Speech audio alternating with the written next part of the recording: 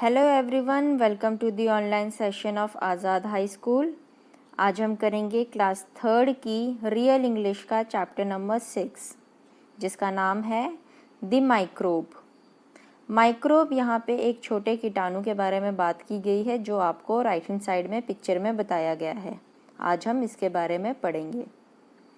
The microbe is so very small you can not make him out at all. यानी कि ये microbe है जो बहुत ही ज़्यादा छोटा होता है कि आप इसके बारे में कुछ बता ही नहीं सकते हैं, इसको देख ही नहीं सकते। But many sanguine people hope to see him through a microscope. लेकिन बहुत से ऐसे उत्सुक लोग होते हैं जो इसके बारे में जानना चाहते होते हैं और इसको फिर वो माइक्रोस्कोप के थ्रू देखते हैं। माइक्रोस्कोप एक इंस्ट्रूमेंट है जो बहुत सी छोटी छोटी चीज़ों को देखने के लिए यूज़ किया जाता है जो हम अपनी आँखों से नहीं देख पाते हैं। His jointed tongue that lies beneath 100 curious rows of teeth। इसकी जो ऐसे स्वर्ल घूमती हुई टंग है जो नीचे है किसके, बहुत से 100 ऑफ टीथ के, यानी कि बहुत से जो इसके दांत है कम से कम 100, उनके नीचे इसकी जो घूमती हुई यानी कि स्वर्ल टंग है वो है। His 7 tufted tails with lots of lovely pink and purple spots। Tail पे 7 ऐसे अलग अलग टेल्स निकली हुई हैं जिसके ऊपर पिंक और पर्पल कलर के स्पॉट बने हुए हैं। On each of which a pattern stands composed of 40 separate bands। अब उसके ऊपर अलग ही पैटर्न बने हुए हैं, एक धागे एक रेशे निकले हुए हैं, कम से कम 40 अलग अलग सेपरेट बैंड के बने हुए। His eyebrows of a tender green, all these have never yet been seen। उसके आईब्रो कौन से कलर के हैं, हल्के ग्रीन कलर के, और ऐसा माइक्रो ऑर्गेनिज्म आज तक नहीं देखा गया है। But scientists who ought to know assure us that they must be so। लेकिन जो साइंटिस्ट जिन्होंने इसके बारे में इसको देखा है, जाना है, वो हमें ये चीज़ एश्योर करते हैं यानी कि कहते हैं कि ऐसा एक जीव है। Oh let us never never doubt what nobody is sure about. अब हमें उसके बारे में कभी भी डाउट नहीं करना चाहिए जिसके बारे में हम श्योर ही नहीं हैं। ठीक है, तो हमें इन चीज़ों पे डाउट नहीं करना है कि अगर साइंटिस्ट ने कहा है कि ऐसा एक जीव है तो वो होगा। ओके, तो ये थी आपकी पोयम बाय हिलेरी बेलक। यहाँ पे आपको कुछ डिफ़िकल्ट वर्ड दिए हैं, आप इसे ज़रूर पढ़ेंगे और लर्न भी करेंगे। आइए अब करते हैं हम इसका comprehension. Match the words on the left with those on the right. अब हमने जैसे ये पोएम पढ़ी थी उसके हिसाब से हम इनको मैच करेंगे। जॉइंटेड, तो इसके साथ आप करेंगे टंग। टफ्टेड, इसके साथ करेंगे आप टेल्स। 100, इसके साथ करेंगे आप रोज of teeth. Pink and purple, इसके साथ आप करेंगे स्पॉट्स। टेंडर ग्रीन, और इसके साथ आप मैच करेंगे आईब्रोज को। आगे चलते हैं, answer these questions. Why can't people see a microbe, मतलब कि लोग माइक्रोब को क्यों नहीं देख पाते हैं। तो इसका आंसर आप लिखेंगे people can't see a microbe because it is very small in size. Number 2, is the microbe male or female, what does the poet think. आपको बताना है कि माइक्रोब मेल था या फीमेल, अब पोएट को क्या लगता है। तो इसका आंसर आप लिखेंगे the microbe is male, the poet refers to it as he. Third है many sanguine people hope to see a microbe through a, option आपको दिए हैं तो इसमें क्या आएगा, C microscope. Number 4, the microbe does not have, तो ये आपको ऑप्शंस दिए हैं क्या नहीं होता माइक्रोब के पास, तो इसमें से आपको क्या नहीं बताया था, D part. Tender green eyelashes, यानी कि उनकी पलकें नहीं होती हैं। Number 5, each of the microbes tail had dash on it, हमारे जो माइक्रोब था उसकी टेल पे क्या था, तो इसमें आएगा बी, अ पैटर्न, एक अलग ही तरह का पैटर्न था। अब करते हैं question number 6। How do the scientist describe the microbe.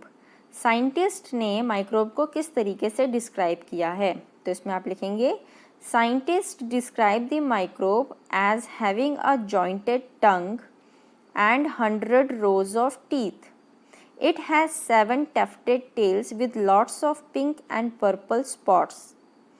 Each spot has a pattern made of 40 separate bands. The microbe's eyebrows are tender green in color. अब करेंगे question number 7। Is this a funny poem? What is funny about it? तो इसमें आप लिखेंगे This is a funny poem because the poet makes fun of the confusing explanation of simple things that the scientists give. ठीक है, अब हम करेंगे इसकी vocabulary part. A scientist is a person who does experiments and make discoveries. Scientist कौन होते हैं, जो एक्सपेरिमेंट करते हैं और नई नई चीज़ें खोज कर निकालते हैं। उसी प्रकार से आपने इनको मैच करना है।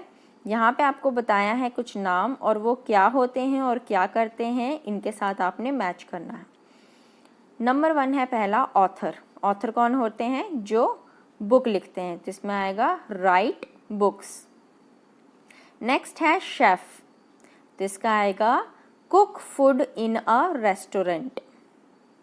नेक्स्ट है आपका जर्नलिस्ट, तो इसमें आएगा write for newspapers and magazines. आगे है आपका एंकर, तो ये आता है present programmes on TV and radio. आगे है आपका जज, तो इसका आएगा decide cases in a court of law. आगे है आपका लाइब्रेरियन, तो यहाँ आएगा मेंटेन अ लाइब्रेरी। आगे आता है आपका लिरिसिस्ट, तो इसका आएगा राइट सॉन्ग्स। नेक्स्ट है आपका रिसेप्शनिस्ट, तो इसमें आएगा greet and receive guest and visitors. आगे है आपका फार्मासिस्ट, तो इसमें आएगा प्रिपेयर एंड सेल मेडिसिन्स। और लास्ट है आपका प्रीस्ट, तो इसका होता है परफॉर्म रिलीजियस सेरेमनीज। आगे मूव ऑन करेंगे हम अपना साउंड एंड प्रोनाउंसिएशन में। अब यहाँ पे आपको कुछ वर्ड ऊपर दिए हैं, आपने इनको बोलते जाना है मेरे साथ। Met, came, wet, led, wait.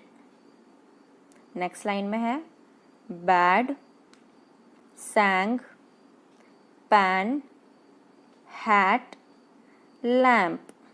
ठीक है, अब यहाँ पे इन वर्ड्स को आपने ज़ोर से बोलना है।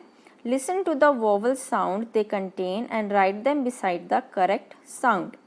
अब जिस तरह का ये वोवल का साउंड देते हैं आपने उसको उस तरीके से लिखना है। जो ई आई की साउंड देंगे उसके आगे आपने लिखना है, और जो ए की साउंड देंगे उसके आपने अपने सेकंड में लिखना है। तो फर्स्ट में आप लिखेंगे इसका मेड, और दूसरा आएगा आपका cake, table, baby, eight, train, tape. ठीक है, और सेकंड में आप लिखेंगे rat, apple, map, ant, tank. आगे आपका दिया है C2। In each set circle the word that has a different vowel sound. यानी कि नंबर 1 में जो आपको वर्ड्स दिए हैं उनमें से जो अलग साउंड करता है उसको आपने सर्कल करना है। आइए पढ़ते हैं पहले इसको। Bag, add, match, watch. अब जो वॉच है वो ओ की साउंड दे रहा है। ठीक है, इसको प्रोनाउंस कैसे करते हैं, वॉच। तो आप वॉच को सर्कल करेंगे। सेकंड को देखते हैं। Space, by, name, lake. अब ये सारे जो हैं ये ए की साउंड दे रहे हैं, लेकिन जो बाय है वो बी ए की साउंड दे रहा है, बा। तो आप बाय को सर्कल करेंगे। ठीक है, तो यहाँ पे आपका ये चैप्टर ख़त्म होता है। आई होप आपको समझ में आया होगा। अगर आपको मेरी वीडियो पसंद आए तो इसे लाइक करना ना भूलें। Thank you very much and have a nice day.